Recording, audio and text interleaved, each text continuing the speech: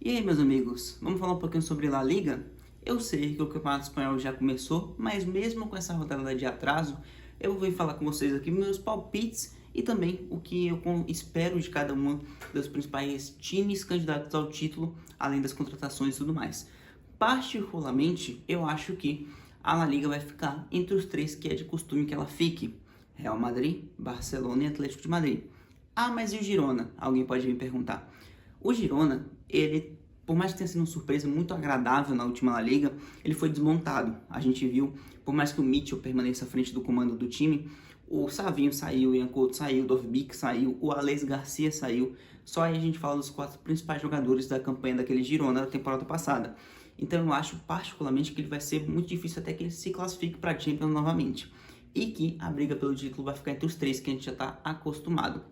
Vamos começar falando de Barcelona, que é o time que, entre eles, o único entre eles que teve uma mudança no comando técnico. A chegada do Hans Flick, que traz uma nova característica muito aflorada para o time catalão. A pressão alta, a imposição física que os times do Hans Flick costumam ter. E que, inclusive, ele já deixou bem claro que espera isso do time, até cobrando isso depois do amistoso contra o Real Madrid, que o time deveria ter pressionado mais em cima, pressionado mais o adversário. E na primeira rodada, inclusive, venceu o Valência fora de casa por 2-1 no jogo, com um ritmo bem alto, e que o Barcelona conseguiu buscar uma virada com 2 gols do Lewandowski. Entre as principais contratações, a gente pode falar das saídas, que o Barcelona se livrou até de alguns jogadores, como Marcos Alonso, Oriol Romeu, tem as saídas do Sérgio Roberto e o fim do empréstimo do João Félix e do Cancelo, que não vão ser contratados aparentemente. O Félix, inclusive, já está fechado com o Chelsea no momento que eu gravo, e tem a saída do Mark Guiu também, aquele atacante que foi para o Chelsea, que é da base e tudo mais. Entre as chegadas, além do Hans Flick, a gente teve Dani Olmo contratado, 60 milhões de euros, uma belíssima aquisição, um cara que chega para ser titular absoluto.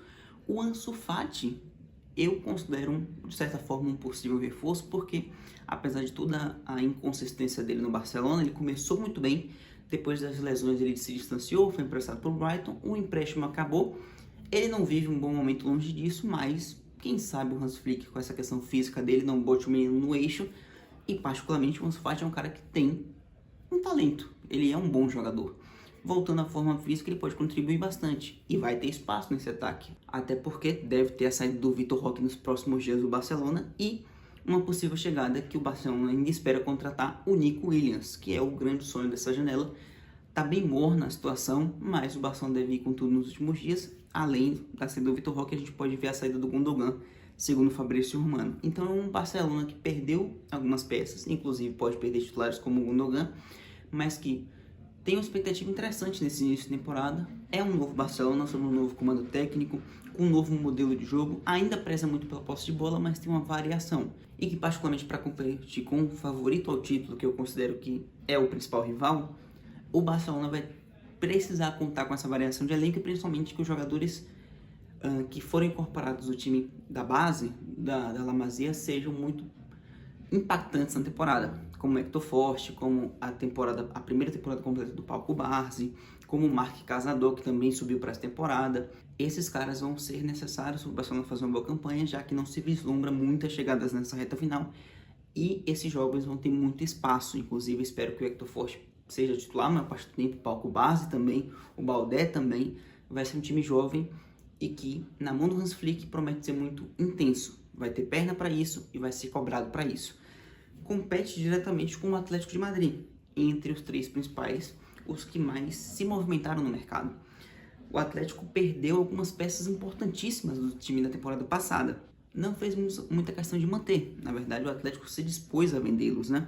O Depay, inclusive, não foi nenhuma venda. O contrato do Depay acabou e o Atlético não renovou. Assim como não renovou com o Mário Hermoso da zaga, o Gabriel Paulista saiu, o Savic saiu e o Soyuncu saiu. 4 zagueiros foram negociados ou tiveram um contrato finalizado e sem renovação pelo Atlético de Madrid. Ou seja, uma grande mudança na defesa do Atlético. Até porque o Hermoso foi titular bastante tempo, o Savic foi titular bastante tempo. E além disso tem a saída do Saúl, né? Foi para o Sevilha. Meio campista que já não era mais tão utilizado e já passou auge há muito tempo. Essas são as principais saídas do Atlético. E chegadas, a gente teve um reforço para a zaga, que é o Robin Lenormand, zagueiro titular da Espanha na Eurocopa, peça importantíssima da Real Sociedade, foi uma bela aquisição do Atlético. E as principais outras contratações passam do meio para frente. Conor Gallagher, que depois de uma baita novela, parece ser brevemente anunciado, inclusive Fabrício Romano fala que é nessa quarta-feira que ele vai ser anunciado pelo Atlético de Madrid, contratado por 42 milhões de euros, e o ataque foi bem reforçado. A gente tem o Alexander Sorloth chegando do Villarreal, nos artilheiros da última La Liga, bom na bola aérea, um cara forte fisicamente, rápido também, e Julián Álvares como a principal contratação do Atlético de Madrid, sem dúvida nenhuma. Um negócio que gira em torno de 75 milhões de euros, pode chegar a 95 milhões com os bônus, e é um cara que a gente sabe o talento que tem, a gente sabe que queria ser titular, não ficou no City justamente por isso, porque quer ser o centro de um projeto, quer ser o dono de um time, digamos assim, e no Atlético ele pode ter essa oportunidade. Espero que o Atlético jogue muito baseado na dupla de ataque que pode ser formada por Álvares e por Griezmann. E um sucesso do Atlético na temporada passa pelo funcionamento desses dois, uma dupla de ataque ou até um jogando mais atrás do outro, lá ele, digamos assim, mas se conectando bastante, um buscando o outro. As jogadas passarão bastante e exigirão bastante do talento desses caras. Para o Atlético funcionar, esses dois vão ter que funcionar na temporada. Se o Griezmann tinha o Morata, agora ele tem um Álvares, que é um cara que pode se conectar ainda mais com ele, que tem mais talento individual, mas que ele não é um 9. É um Atlético que vai jogar sem um 9 fixo, mas tem como opção justamente o Alexander Sorloth. O Atlético, cara, eu vejo como meio arriscado. Na primeira partida ele acabou empatando em 2-2 contra o Villarreal. Foi bem ofensivamente, mas as mudanças na defesa, justamente no setor que é tão primordial para o Simeone, podem fazer diferença. Ele mudou muita coisa da zaga dele nesse período de transferências. Então, para se readaptar, pode levar um tempinho. Um tempinho esse que no início de campeonato pode fazer crucial diferença para lá para frente. Mas vejo sem problema nenhum para buscar a vaga na Champions. Mas dos três, é o que eu menos considero favorito ao título.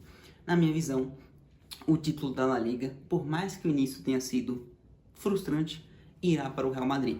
O Real é esse que empatou contra o Mallorca fora de casa por 1-1, num jogo em que mostrou o que o Real vai passar nesse início de temporada, claramente, que é a adaptação do seu ataque. O Real basicamente fez duas contratações nesse período de transferências, e ambas para o ataque, Mbappé e Endrick. Mas também não foi um time de muitas saídas. Saíram Roselu, o Kepa, jogadores que eram mais para composição de elenco, apesar de partidas importantes que tiveram na temporada, principalmente o Roselu, decisivo em semifinal de Champions. E as duas principais saídas, o capitão da última temporada, o Nacho, que foi para o futebol árabe, e o Kroos, que se aposentou. Esse é um dos pontos que pode definir a temporada do Real Madrid. Na minha visão, um dos pontos. Porque eu, inclusive, já falei aqui no canal, se não me engano, foi na página que a gente tem no Instagram. Mas o Real vai passar por uma adaptação que exige principalmente duas coisas. Não sofrer e se adaptar à falta que o Kroos vai fazer. Porque sim, o Kroos já mostrou que vai fazer falta. O Kroos, que na última temporada foi muito o que o Pirlo foi um dia para o Ancelotti, o cara que vinha a fazer a armação do time como esse primeiro homem do meio campo e de cabeça erguida, armar todo o time, armar ofensivamente o Real Madrid, da saída do meio campo para frente até a ligação com o ataque. E o Real não tem alguém que possa fazer essa função, principalmente com a maestria que o Kroos fazia. O Modric talvez seja o cara com um passe mais apurado, mas nunca fez essa função, seria uma nova adaptação. E por mais que ele consiga até se adaptar, eu acho que ele não vai render do mesmo nível que o Kroos rendia nessa função específica. O Kroos é melhor mais à frente, é um cara mais dinâmico do que um cara mais técnico. E o Kroos, nesse sentido, vai fazer muita falta, como já está fazendo para o Real Madrid. E claro, a adaptação do seu ataque. O Endrick não deve ter muitos minutos. Inclusive, eu acho que o Arda Güler vai ser mais importante para o Real Madrid nessa primeira temporada do que o Endrick. Mas o Mbappé é um cara que é para ser titular. Chegou para ser um dos grandes craques do time nos próximos anos. E, obviamente, ele vai passar por um período de adaptação num trio de ataque que conta com 3 jogadores que atuam melhor do lado esquerdo do ataque. Tanto Vinícius, que é ponta esquerda de origem, quanto Mbappé, que é ponta esquerda de origem, passou mais por centro de campo no PSG, mas sempre preferiu jogar no lado esquerdo.